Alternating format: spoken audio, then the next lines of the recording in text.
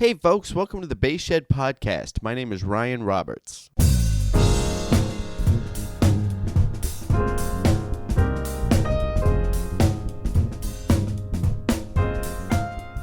want to take a quick second to talk about D. Lakin Basses. You can customize the bass of your dreams, and each order starts with a conversation with Dan Lakin. Dan Lakin is a co-founder of Lakeland Basses. His new company, D. Lakin Basses, are custom basses, and you can call Dan direct. Dan's number is 312-576-3943. Once again, that is D. Lakin Basses. Customize the bass of your dreams. Give Dan a call, 312-576-3943. To learn more about him, you can also check out the podcast episode with Dan Lakin. Welcome to episode 39 of the Bass Shed Podcast. My guest is Molly Parden. Molly Parden is a bassist and also a singer-songwriter. And we spent a lot of time talking about her new EP, Rosemary. They came out November 13th. There will be links to that at thebassshed.com/podcast/Molly Parden. You can go check out the record. It's a great record. I listened to it and took a few pages of notes and got a chance to talk through a lot of that with her and more. We really go into a lot of where she's at personally in her writing process, and also how growing up in a big family, how that may have affected her songwriting and things like that.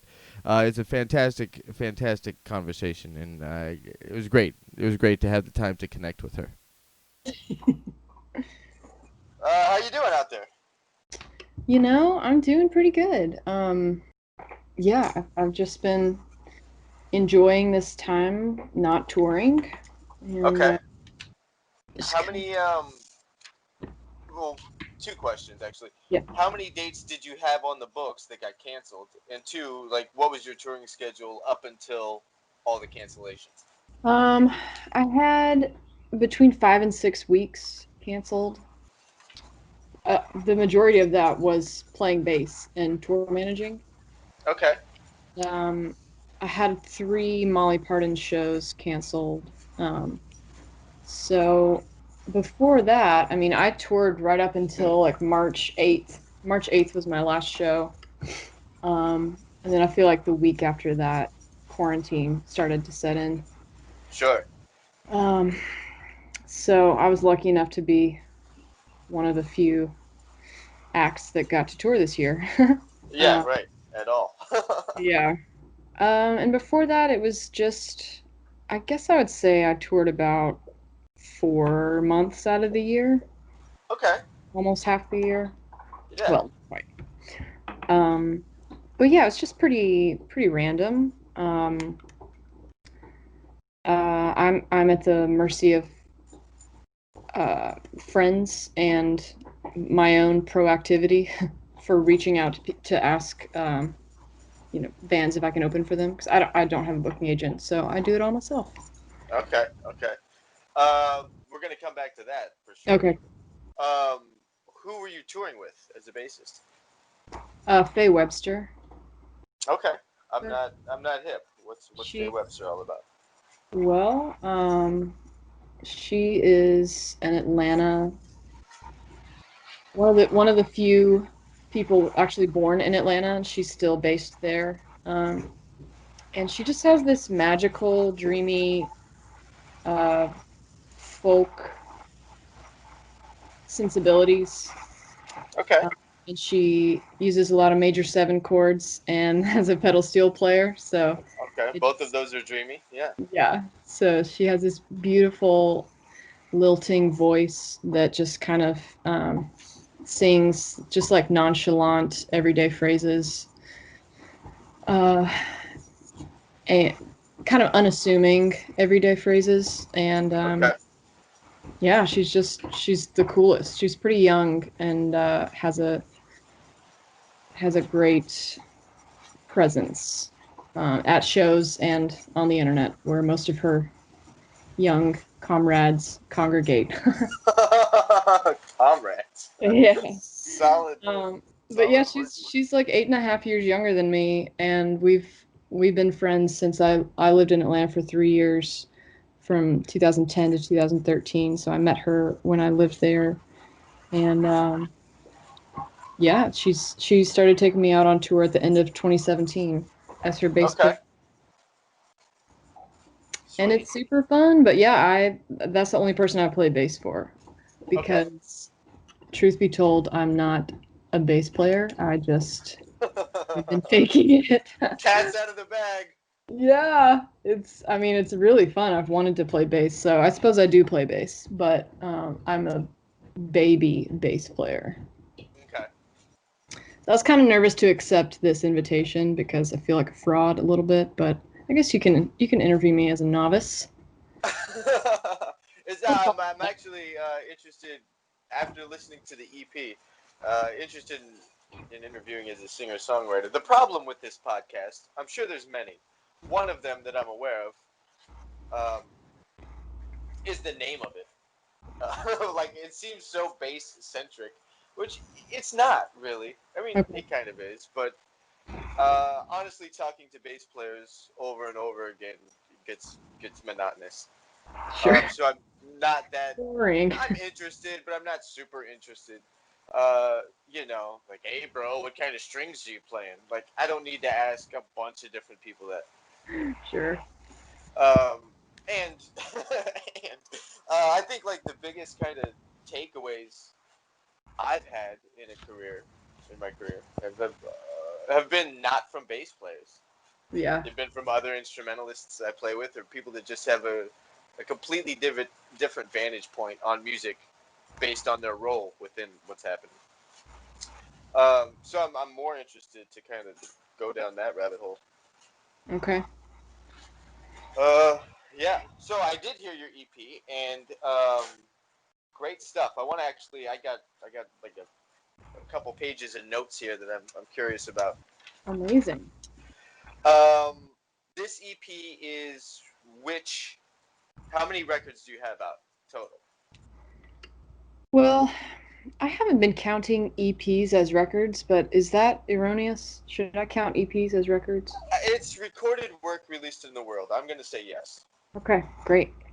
Yeah. I have one, two, three, four records. Okay.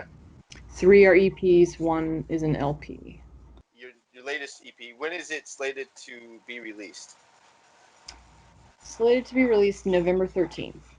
6 songs. At any point, please correct me. Okay. My takeaways, like initially, were it has this very warm kind of feel good energy to it, and it has almost like a journal quality. Great. Love it. Uh, okay, good. Wanted to make sure I didn't step on your toes. No way. Um, yeah, so okay, so like the EP is called Rosemary, and then I'm looking at the track list, and there's no song called Rosemary. So, like, question number one, what are we talking about here with calling the EP Rosemary? It does come into play in the very last song. That Yeah. that I have a lot of questions about, and that was kind of a big reveal for me. I'm like, oh, there it is. All right, we'll get to that when we talk about that song. Okay. Uh, Tune number one on the EP is "Feel Alive Again." Yeah. Now, there's a quality within these songs where everything is. This one, I think, I felt the strongest element of this too, which is like you're connected so strong with the lyrical content. Mm. Like I can hear you thinking about the real narrative. What is the narrative behind that story? Behind that song, man, that's really cool to hear you say that you could like feel me thinking about it as I sang it. Um, that song was written after a kind of traumatic breakup a long time ago, almost a decade ago. I wrote that song for myself. I really needed to hear those words, That's and actually a note I wrote. I'm like, who's it about, or what's it about herself? yeah, yeah. Interesting. I wrote it kind of. I have six sisters, and none of them sing, and I Okay. wasn't really geographically close to any of them that particular day, but I just kind of imagined a sister one of my sisters singing that song to me. It was written to try to calm myself down. Okay. Okay. I did feel that, and that could potentially be an option. Um, and I think that's great. And how did it feel to release that, like record it and release that into the world?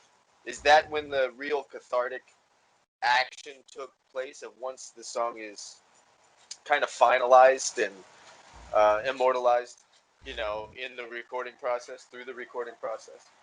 Or did the initial catharsis happen just from putting pen to paper? Yeah, I think the first few times that I actually sang it, way back in 2012, uh, those were the most cathartic moments, I think, for me. Okay. Yeah. Um, and it's funny, I almost didn't include this song on the EP because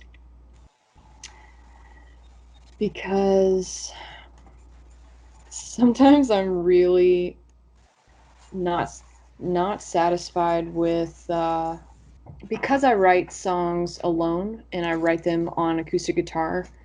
It Hmm. is sometimes distracting to hear a rhythm section on a especially a ballad like this, a really tender song Yeah. that and when I play shows, when I'm opening for bands, I'm usually by myself, me and acoustic guitar. So I felt so much magic on stage and just in my living room writing these songs that I want to do my best to recreate that magic. Hmm.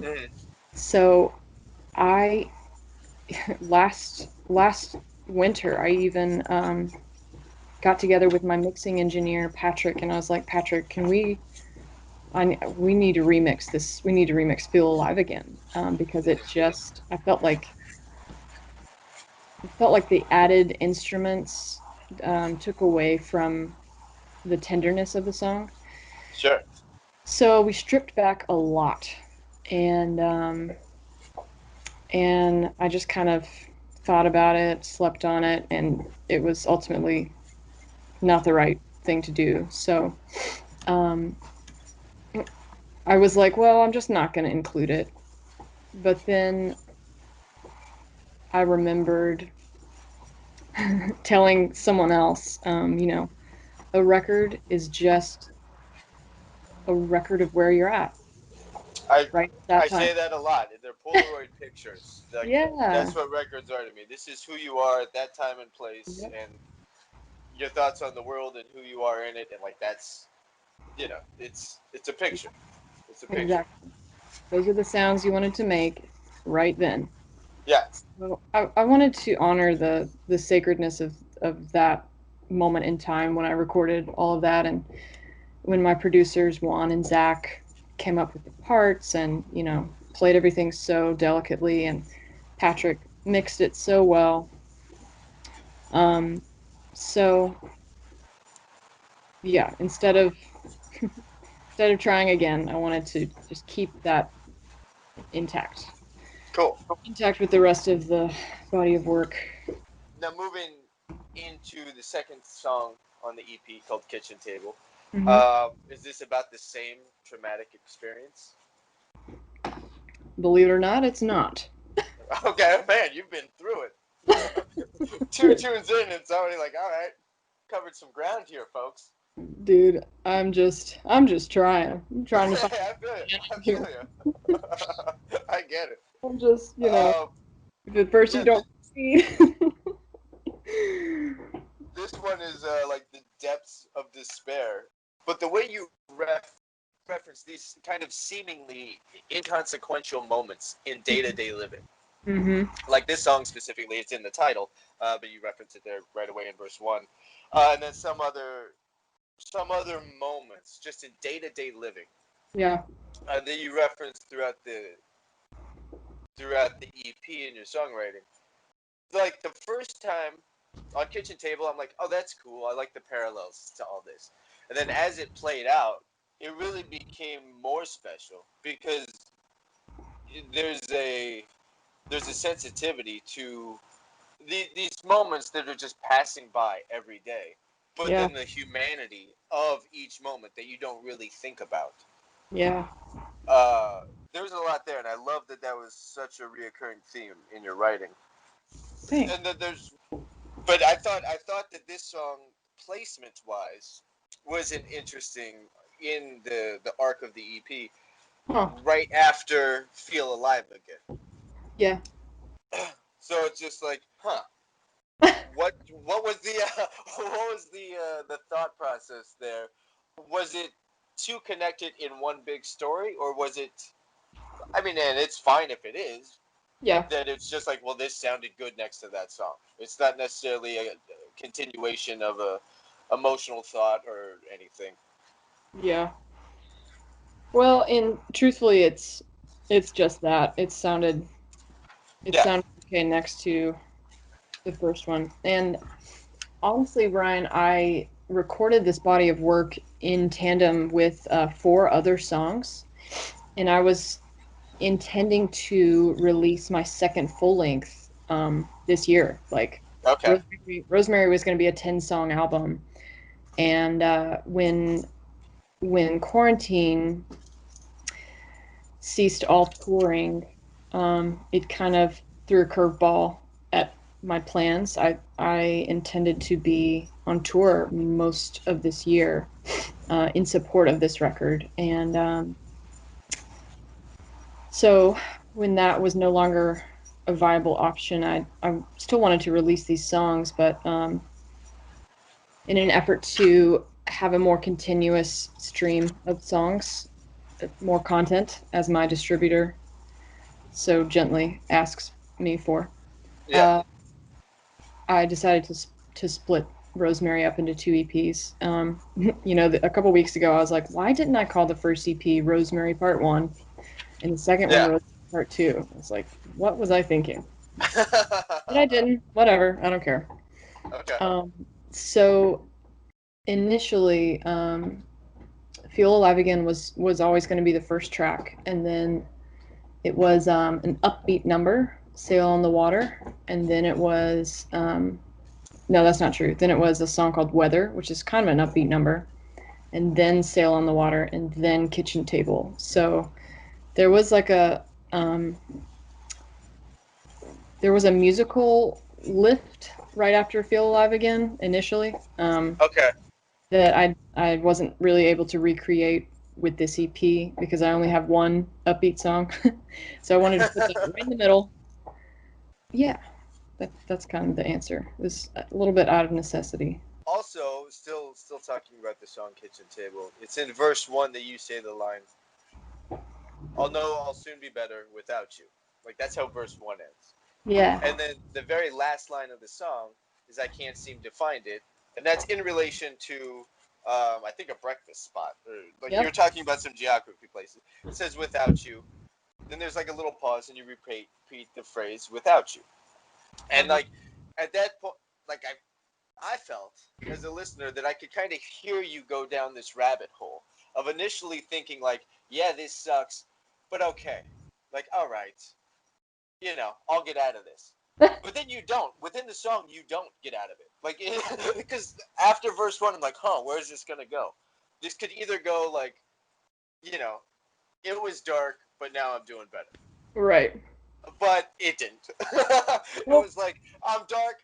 I have this idea of a better tomorrow. But then, kind of as the song progressed, and specifically there at the end, um, it was just like full lament, full kind of like damn, yeah. kind of alone. And like so, the trajectory of the song is like we can kind of hear your struggle with wanting to be out, knowing you will at some point in your life, but then just like going right back into your own head about it. Yeah. Um, Fantastic. It was a fantastic. I didn't see that coming. I didn't see Okay. that coming, which was great because it's a little bit of a surprise ending, Oh. um, which I love in music. And there's a couple songwriters that always seem to I can find that Yeah. with. There was no happy ending yet. Yeah, fair, fair. Moving into tune 3 on the EP. Mhm. Who are we kidding? Is the title of the song. Mhm. I have a lot of questions about this. I'm just going to let you talk about it, and maybe you'll answer the questions before I have to ask them. So, what are we dealing with here? What's the behind the music on track 3? Behind the music, the chorus for Who Are We Kiddin' is an idea that I had been toting around since early 2015. Okay. And I didn't really know what to say. um, and I think while I was toting around this chorus, I knew it was a great melody and I really liked the chords. It's pretty simple. I, I thought that it needed to be more. I thought that it wasn't good enough to be a chorus. Just those 4 lines. Who are we kidding? Baby, I'm missing you. Who are we kidding? Can't help I'm missing you. I thought that there needed to be like a section B to the chorus. Okay. But at some point in like 2016 or 2017, I really began to like the way that I wrote songs. Oh, good. And well, I quit comparing them to other people's songs. Okay. And I was like, if I was done way back then and I've been holding on to it for almost 3 years, then it's probably done. I probably don't need to say anything else. Sure. Um, so I wanted to try to write. I was trying to write like a Motown song, some kind of Sure. sweet classic song. Um, and there's just not a lot of those anymore. I don't feel like. Plus, my repertoire is just completely sad. So I wanted to I mean, Amos Lee made a great career off of it. aimlessly. Yeah, like all his songs are just kind of like, oh man, bummer, dude. Yeah, But he's one of my favorites. But yeah, there's a lot of sad songs there. yeah. Um, but yeah, it was my attempt at writing a Motown sounding song. Um, and one of my producers even made a point to just like throw in a kind of straight. He I don't know all the lingo, but he like tried to make the drums sound more Motown and Sure. tight and you know we put some horns and some strings just to make it sound like it was in from the 70s or something. Sure. Yeah, I think all that landed. It was definitely like a very cool textural departure, um, yeah, I think so too. which I was into. I was, yeah, I couldn't because the phrase "who are we kidding" is always typically I feel like that phrase is used in life when like who are we kidding? This isn't gonna work out. Who are we kidding? That like the aim is to actually get A accomplished, but that means we have to discredit that B is reality. So who Uh, are we kidding? Like why would you continue to pursue A when you know that like B makes it inevitable? yeah. Um, that's what I was kind of looking for in the song, and I didn't quite catch it. There's some elements to distance in there. Another idea that came up was maybe some kind of like unrequited love thing, but I didn't. I never necessarily grabbed on to where the story was. Okay. So it was based on an idea of like missing someone, missing someone from far away. You are the man that I see when I look into my dreams. I've got to find a way to make it a reality. I thought the pre-chorus is really what sets it up lyrically. I thought I could handle how Okay, it was to be away from the one that I love. right. And yeah, it might be a little bit of a stretch lyrically. Who are No, I we? mean all good. I mean Yeah. all good. I'm just, yeah, I never, because there's so many different approaches to songwriting. Some are very, even from the same songwriter. Some are very literal. Some are more impressionistic. Um, that it's fun for me to try to connect with their approach to Okay. songwriting. Yeah, and like not even within the same artist, I don't feel like it's There's not one formula that works across the board usually. Uh-huh. But yeah, that was it was a good tune. I like that one. Thank you. Me You're too. welcome. The track 4. There was another food reference in the song I Know You Can. So I was wondering, like, maybe she's just a foodie. And this gets into the songwriting. That's funny. No, I mean, I just try to eat like at least 2 meals a day. Oh, yeah, you get that solid 2 meals going. Yeah. Good. Most days. Kind of set the bar low on that one, didn't you? Yeah. Yeah. I guess I mentioned food because it's something that I don't hear a lot of my friends writing about food or like Okay.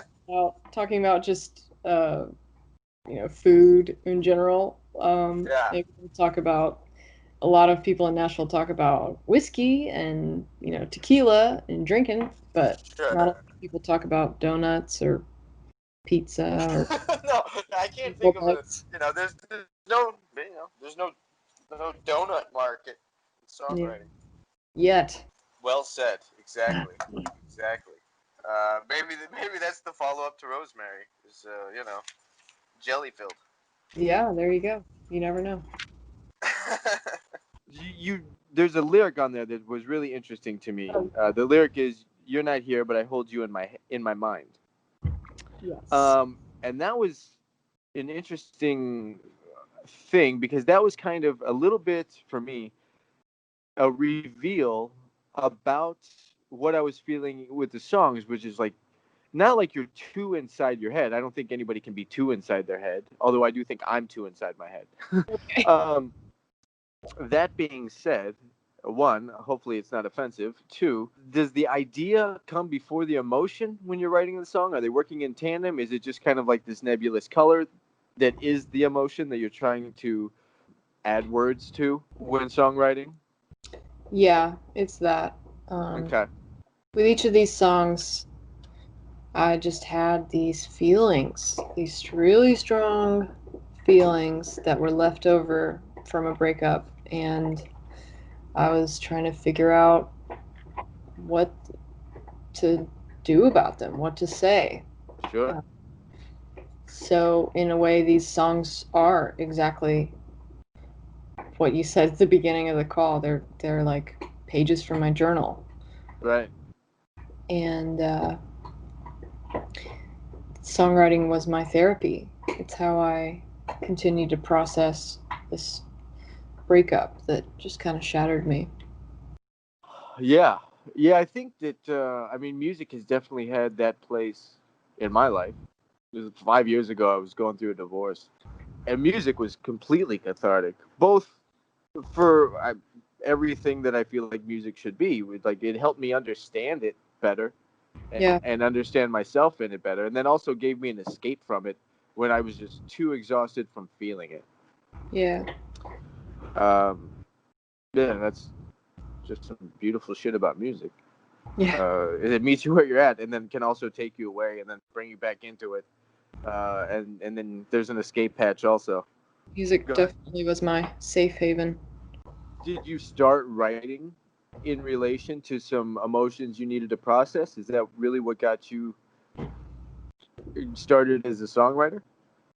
No, actually, I didn't see myself as a songwriter for a while. The first song I wrote was because a friend of mine asked if he heard me playing some cover songs and asked if I ever had ever written a song of my own. And I said no, and he said you should try. So I did, and I just like I wrote it kind of out as a challenge. I was trying to accept his challenge, and I was Mm-hmm. like, this is gonna be so stupid. It was just a poem I wrote about my friend Hannah, um, and it was kind of silly. It was more of like a kid's song. It felt like it was just it was a poem, and then I just put a melody to it. And I showed it to my buddy, and he's like, "This is great." So Nice. at first, no, I was just kind of writing to amuse my friends. Yeah. And then probably a year or so later, I had my first, I like broke up with my first love, and I wrote like 4 or 5 songs about it. And I Sure. was like, oh shit, Uh-oh. this is Now awesome. I'm a songwriter. Damn it. Yeah. That's great. Were you now when you were first starting out? Were you doing? I think I know what I did when I started like really getting into composing and writing. All I wanted to do was try to write something that had a similar payoff to the what I hear when I listen to my heroes. Right? I wanted to write these amazing pieces that were so fun to play, and blah blah blah. Yeah. And I was, trying to duplicate that. And I'd go and sit with their music and kind of analyze it and like, well, okay, what's going on here and how are they getting this done? Uh-huh. But there wasn't necessarily like a strong fingerprint on it yet. I was just mimicking. Um, did you find yourself going through that part of the process, or were you pretty? I mean, it started with your own poetry, so you're not necessarily trying to recreate a cover song that you had known. Right. But at the same time, when I first started out when I was 19, 18, 19, 20, I was trying to sound like I was specifically trying to emulate an artist called J May. Okay. And then I wanted to sound like Mindy Smith, and then I wanted to sound like Feist. So there were definitely artists who I tried to be like. Sure.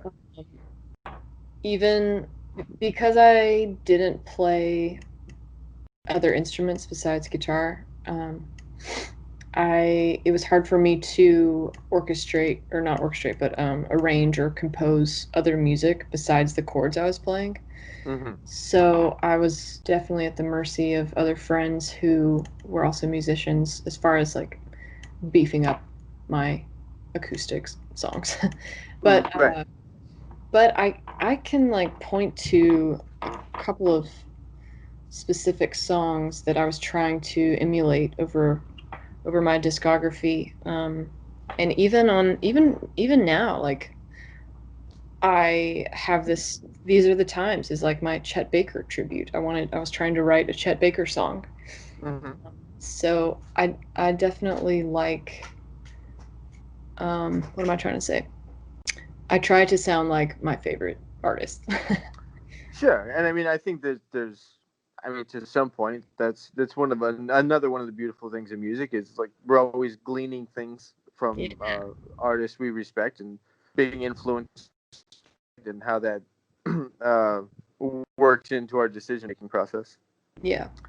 The next song on the EP is Within a Dream. This one is probably my favorite on the Really? EP Cool. because it's just in and out. Like there's no, it's just kind of like pretty blunt, and Yeah. and it's earnest and honest.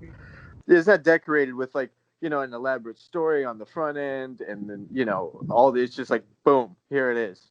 I think it's, it's like 2 or 3 verses, 2 minutes in and out. And it's pretty powerful in the 2 minutes. And Yeah. even production wise, like covers a nice amount of ground production wise. Really, really well done. Thank you. What's the backstory here? Well, this is another really old song. It's funny that you it seems like you've highlighted my two oldies, Feel Alive Again and Within a Dream. Within a Dream, I think, was written in 2012. And that has just been a vignette that I've always considered one of my short songs, short, unfinished song ideas. I probably didn't even call it a song. Okay. I thought that it needed to grow up and, grow a chorus and grow another verse. But then around the same time that I was learning to like my songs and like my songwriting style, I decided to give this one, send it to the majors, Yeah. send it to the album, and Cool. let it be short. Yeah. I was like, I think it's quite all right to have a short song. And just like it's going to be quite all right to have a long song one day. Sure. Yeah, I love that song. I think I have no idea how I wrote it, but I was just channeling, this old, old musical spirit that just visited me one day and gave me this song. I guess I just try to write. I try to write songs that sound timeless. Sure. What Yeah, are those songs for you? Like, if you had the, not necessarily like top 5 or anything, yeah. or not even like the Desert Island game, but like, what are some songs that you're just like, yeah, that song will always personally mean something to you? I mean, there's artists that release timeless music that will always be, but doesn't mean we identify with it. Yeah. Um, there is a song by Bjork called Aurora that I love, and Weird Fishes, Arpeggio by Radiohead. There's a Dire Straits song called Why Worry, and Edelweiss. The Sound of Music is a movie that's very near and dear to myself and my family. Okay.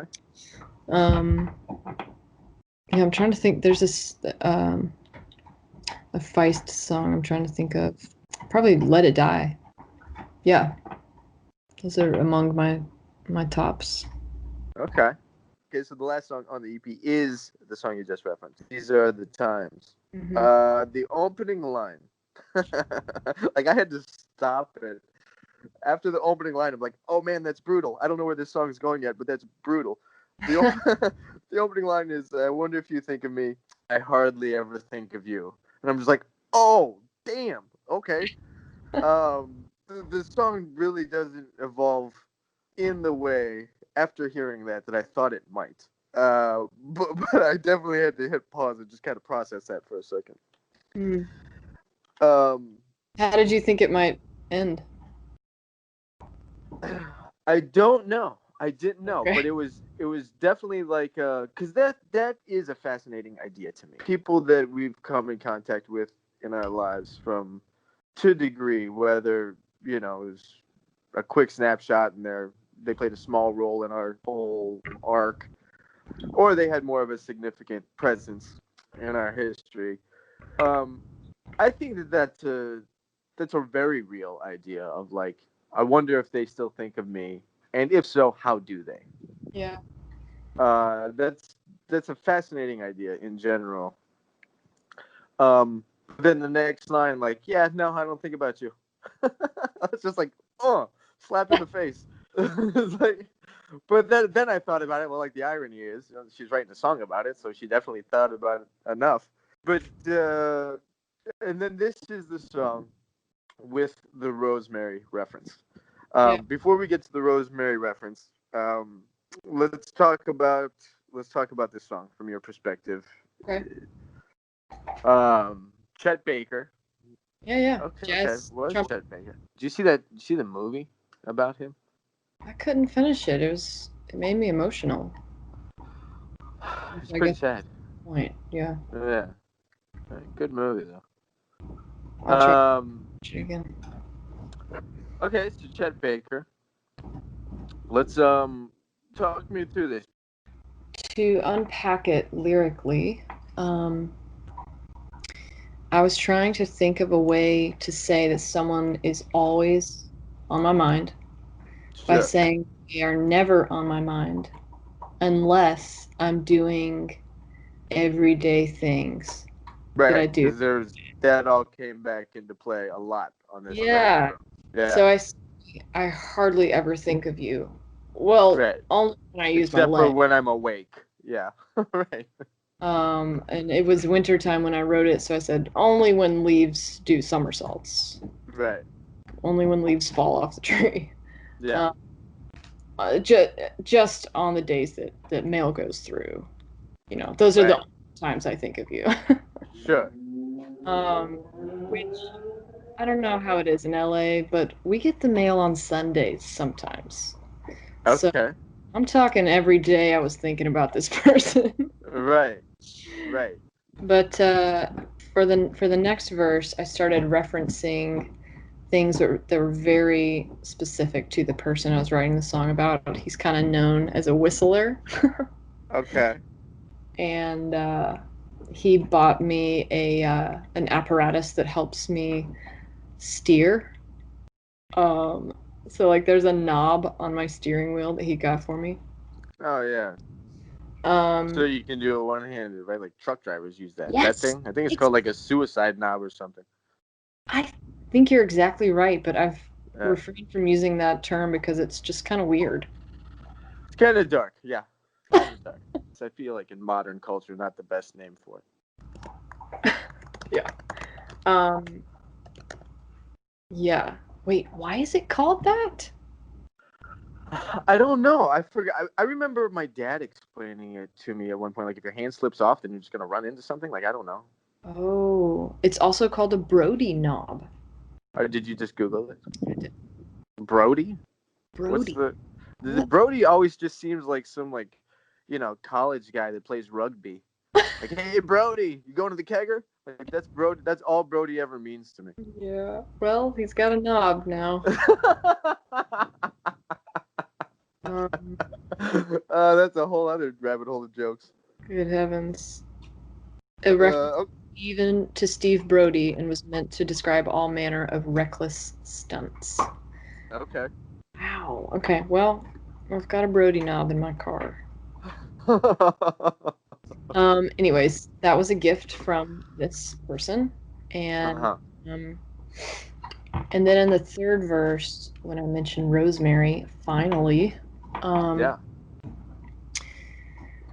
the first line references um one of the first days that I spent with this person. Oh my gosh. I like came over to his house to say goodnight to him or something, and I walked in his room and he was sitting on his bed with a cup of warm milk, reading a book. And I was like, you gotta be kidding me. You drink milk before you go to bed? Well, and warm milk. Like, Warm. I mean, that's the wives' tale, isn't it, so to speak? Or like warm milk helps Yeah, you sleep. Isn't that a thing? he is all about wives' tales and shit like that. All right, all I right. wanted to like. So this is he's posted up. What's he reading? He was reading Travels with Charlie. I don't even know what that is. Is that It's like a classic? Steinbeck. Steinbeck. Okay, Beck. okay. John Steinbeck. Right. So, but I have not been a reader until like last year because reading always makes me sleepy.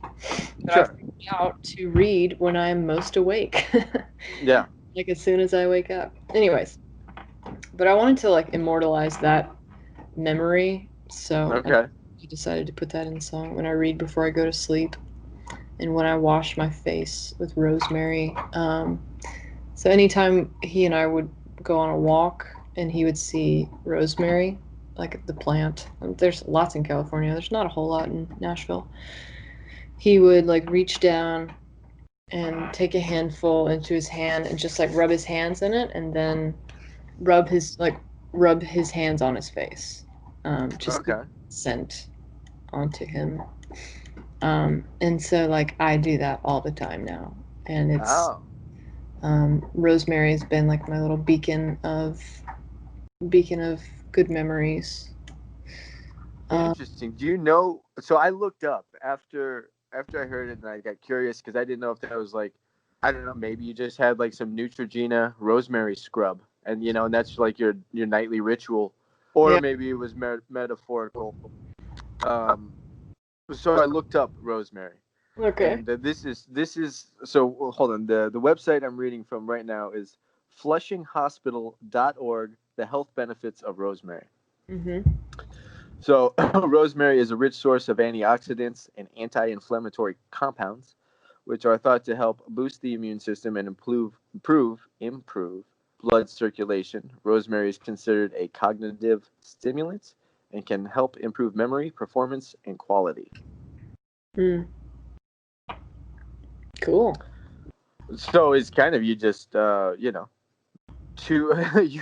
kind of just said it, like, to go back to that memory. And Rosemary's tied to that, like the connection there to its place as an herb within the world. It's kind of deep. Wow, that's really wonderful, Ryan. You're letting me know that. Yeah, I thought that was pretty cool. I thought It that is was pretty cool.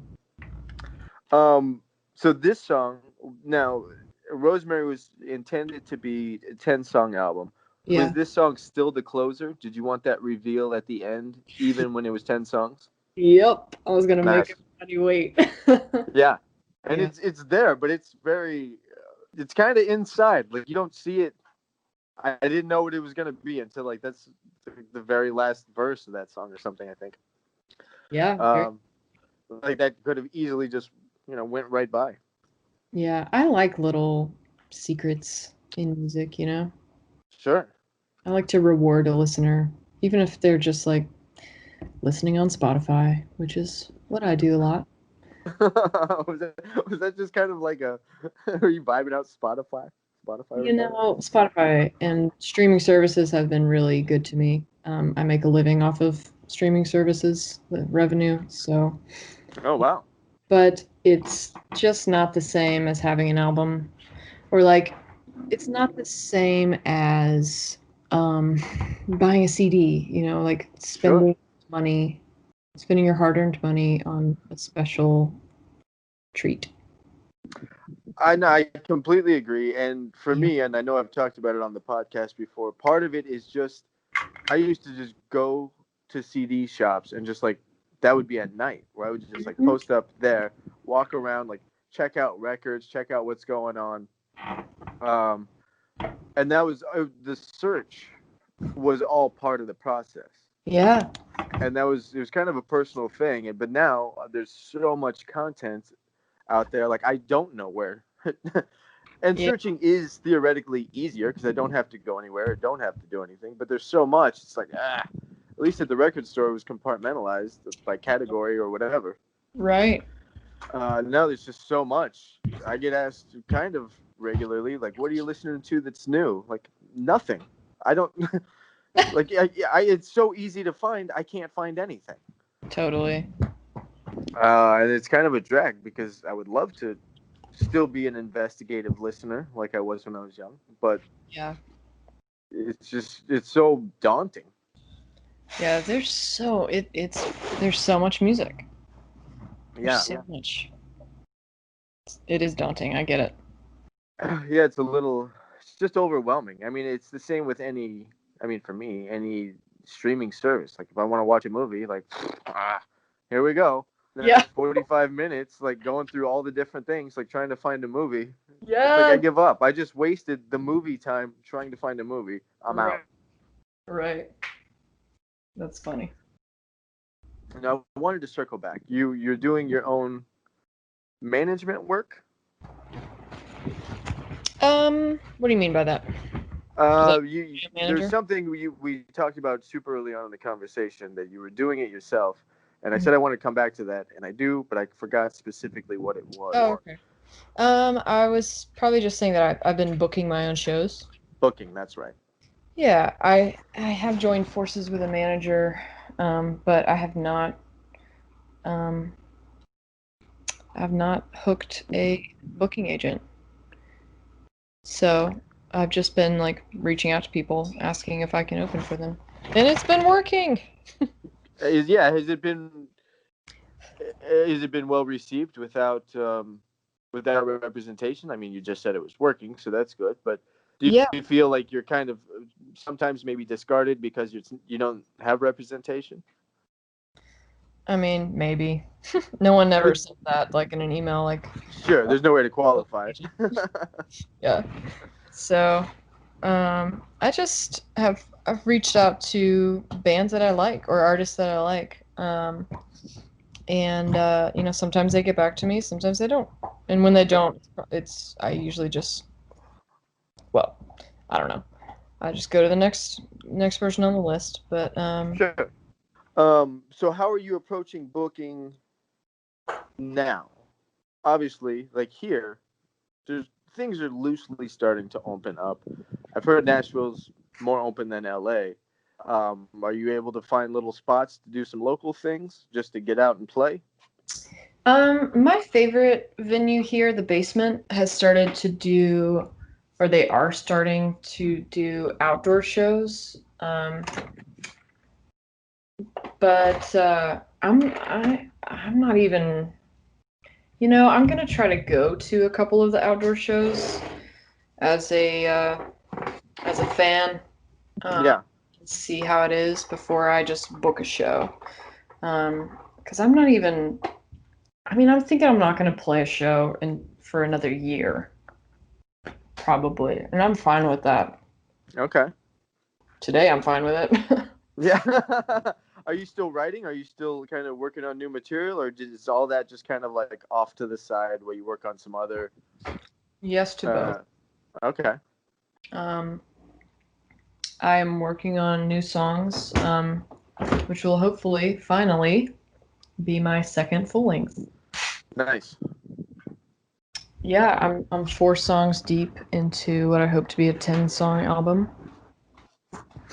And kind of pressed pause on recording. I've been working with a producer here in Nashville who has made some really incredible music with other artists that I like. And yeah, it's sounding so good. I mean, it's the best stuff I've ever made. Okay. So What's just the tone? What's the tone of this new stuff? I mean, did you go through like another breakup or something? Like, are we there again? As listeners, are we learning about the new one? Are you in a better place? You're on your own 2 feet. Are you moving forward? Like, what's the vibe here? it's actually some residual. It's kind of Rosemary Part 3. Okay. A couple of songs that didn't make this album, that didn't make Rosemary. I tried to record one of the new songs in the Rosemary body of work, but it just didn't sound right. So changed it up a little bit and recorded it for this next album. But the tone's the same. I'm kind of doing the same thing where I just try to emulate some of my favorite songs or bands. There's Mm-hmm. one song that sounds kind of like The Innocence Mission. There's one song that sounds like it's off of Pet Sounds, and I mean, yeah, Are you going that dense with the production? it's pretty awesome. Okay. Okay. I mean, it's definitely not a Beach Boys song, but I wanted to make it sound like one. A little Okay. bit.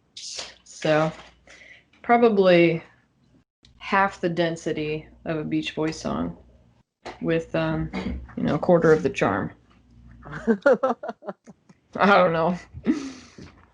Yeah, it's gonna be awesome. Sweet. It's really cool to see that I get better with time. Sure. You know how I was saying earlier? Well, sorry, I wasn't saying this earlier, but I waited so long to put these songs out, because I thought that they might be my best songs I'd ever written or I would ever write. Oh wow, you thought this was the pinnacle, the career pinnacle? I mean, kind of, because they were the best songs that I had written, Sure. and I was like, oh shit, I can't. Especially when I wrote "These Are the Times." It's one of my favorite songs. Yeah. I'm like, damn it. It's like, I'm only 29.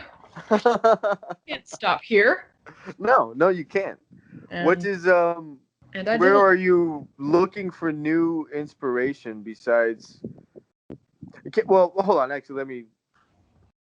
I was just thinking about something while I was asking that. If you go through like a breakup again, Mhm. how do you channel that in a new way so where you don't write the same song or something that's so close to the same song? One, two. What are some other avenues of inspiration that you can pull from? I have been reading like relationship and self-help and philosophical books over quarantine, and Okay. even like books about child psychology.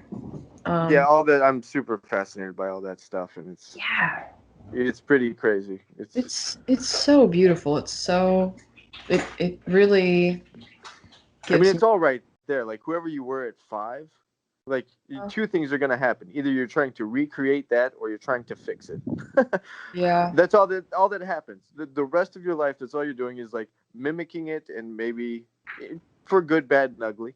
Mm-hmm. And you're just living it out without a thought, or you're trying to fix it all because maybe there's some things, there's some corners there that weren't the prettiest. Yeah. But it's all really fascinating to me, and Oh, I've never like I've listened to some podcasts about it, never really read a book on it because I would just fall asleep, and I'm more interested in actually learning than taking the nap. Uh, but it is fascinating to me, and it's stuff I talk about a lot with cool. like close friends and stuff. And those are long, long hangs where we're just sitting around talking about childhood developmental psychology, Yeah. as you do. Right. Yeah, we all do that down here in Yeah. Nashville. Yeah. But I have been so fascinated by reading, period. All right. And I can see that my thoughts and the things I ruminate about are shifting. They're shifting from kind of this self-centered, self-absorbed pity or wallowing in sorrow. It's shifting from that into like kind of zooming out to Sure. see a bigger picture, to see that I am a small inkling in a big, big world. And so I can see that shifting in my writing. Even I try to do kind of free writes, um, not daily, but every now and then, just to do some Just to writing exercises. just to purge, like not necessarily for a song, but just to purge a bunch of Yes. things that are, yeah. I used to do that, and I don't do it with any regularity, but I know when I need to. Like I Yeah. can just feel that the tank is full, and I just got to do this, and then I don't until I just feel like the tank is full again, and I'm just like and I don't ever go back and reread it. It is just to get it out. Oh, That's really? that's its purpose. Yeah, I don't want to reread it.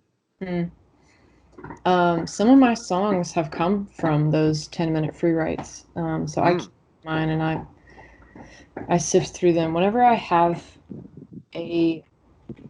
Um, I think you were asking me like how. Well, shoot, I forgot the question, but Don't worry about it. I did too. Maybe like try to reference it. Maybe it'll come back. I wanted to say that I write songs with a melody in mind. Hmm. Um, and if there's no melody, then I'll just do free writes Okay. until melody comes to me. And then if there's no sentiment in the moment when I come up with the melody, then I'll kind of sift through my free writes to see if there are any phrases that stick out. Um, Interesting. yeah, I try to write really descriptively Hmm. in free writes, even if There's a it's lot of imagery in your songwriting. yeah. I like that. Yeah.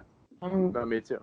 It's I mean that's one of the things I think that attracts me to James Taylor's writing so much is it's just simple and so visual at the same time. yeah.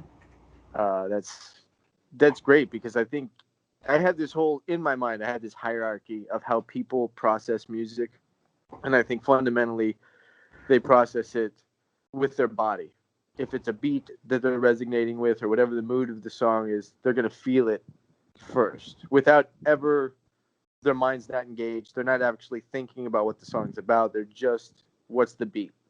Mm. You know, and then maybe they start to listen to lyrics, and then maybe they start to think about the lyrics. But I feel like the ultimate is if a piece of music can engage someone's imagination to create the visual, that's the best.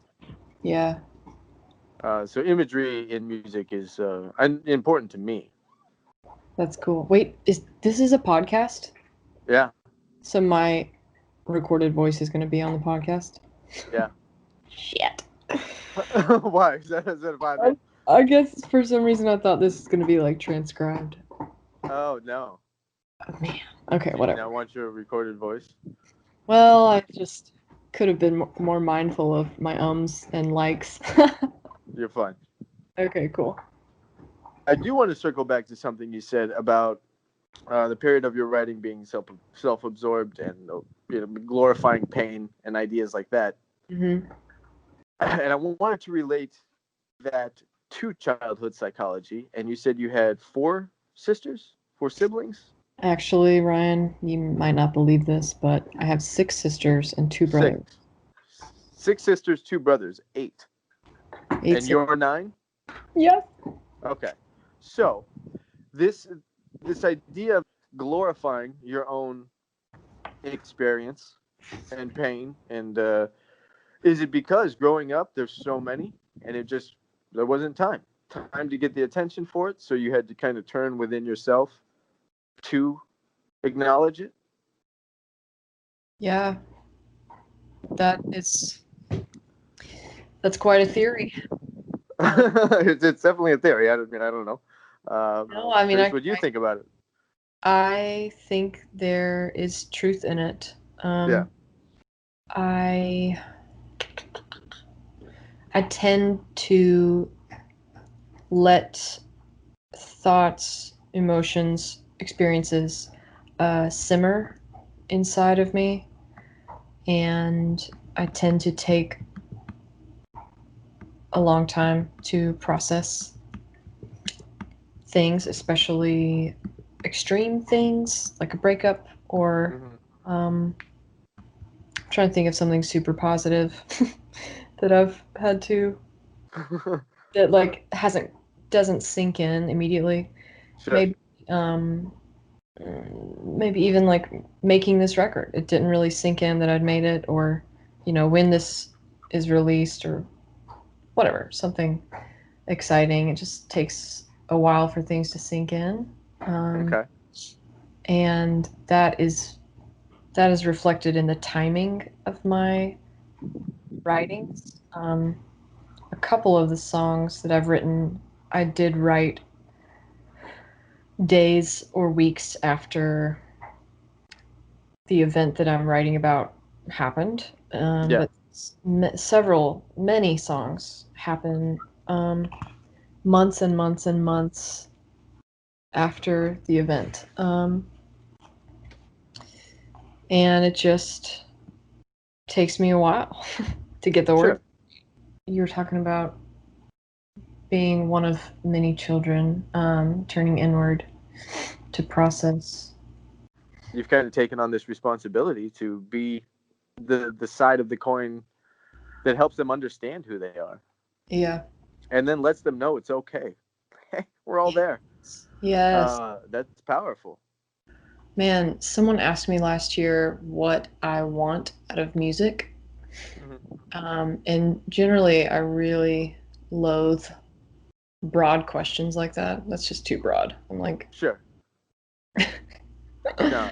Yeah, I get it. I've been asked the same thing too, and like I'll always come out with some like smart ass response, like, dude, like I don't care, just give me a gig and like more money, like that's fine. right. Yeah. But I decided to take this question seriously and try to answer it earnestly.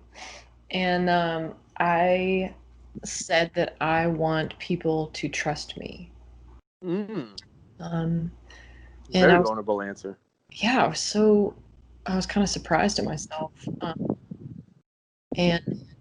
But it's true. I mean, I bear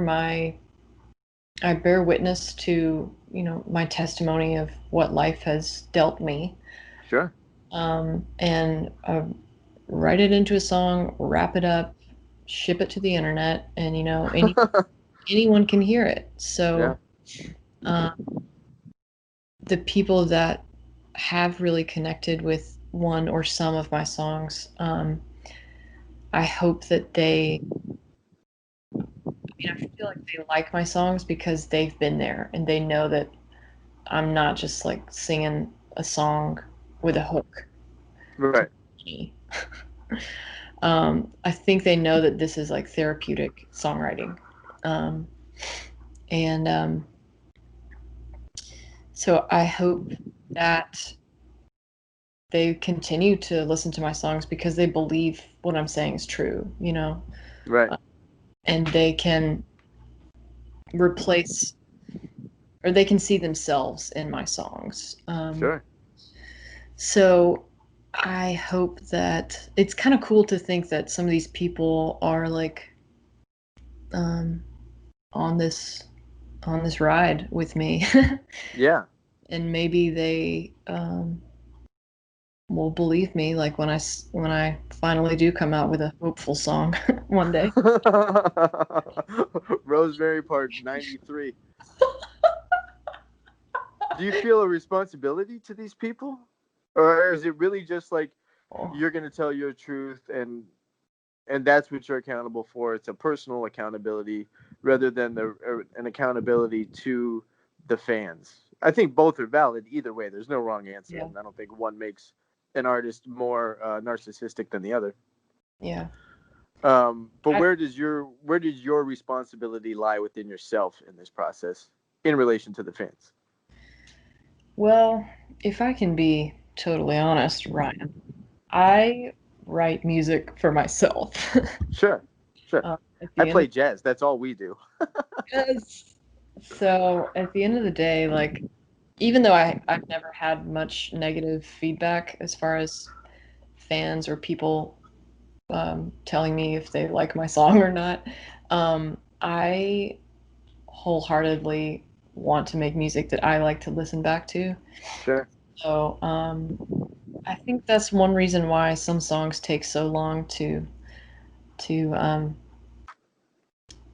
to finish, to complete, because they have to be just right. I want them to completely convey this in time that I was going through.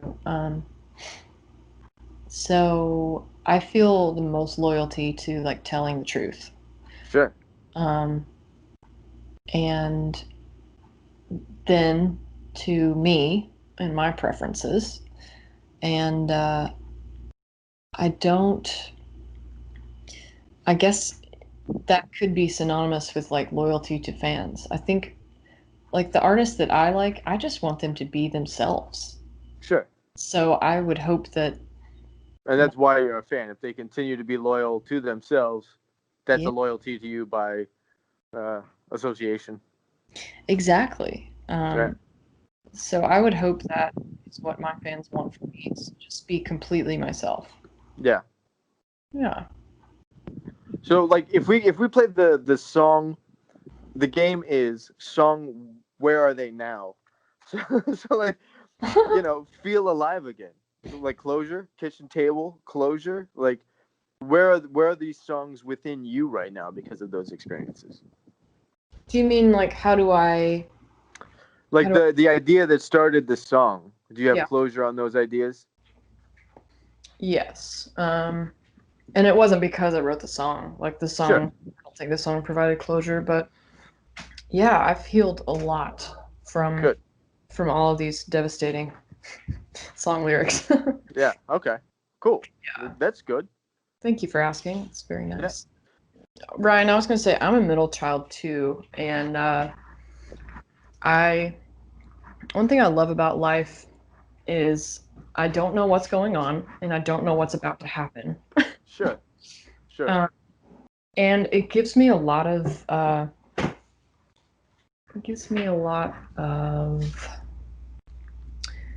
peace about hard things. Mm-hmm. And I think it's because I've gone through a couple of hard things and I've survived. Yeah, Like things get a lot easier with time. yeah, yeah. One of my favorite adages is there's life after, and then fill in the blank. Whatever the traumatic experience is, there's life after it. Yeah. And it definitely does not seem like it when you're in the middle of the trauma. Uh, but there is always life after, and that's after a while. And unfortunately, like I had to go through a couple knocks to finally start realizing that when the next one comes, like okay, there's life after this too. Like, and that becomes more of a default perspective than it does something I really just have to have like blind hope in. Hmm. But it's the track record of yeah, there's life after this too. Cool, just go through it. What's next? Yeah. Um, yeah, it sucks, but I think after a while, you hopefully we can all grow through some of the knocks of life and come out stronger on the other side. Mhm. Yeah. Yeah. I feel you. Molly, this has been fantastic. Oh, Thanks this for has been taking so the time. nice. I feel like you are a kindred spirit.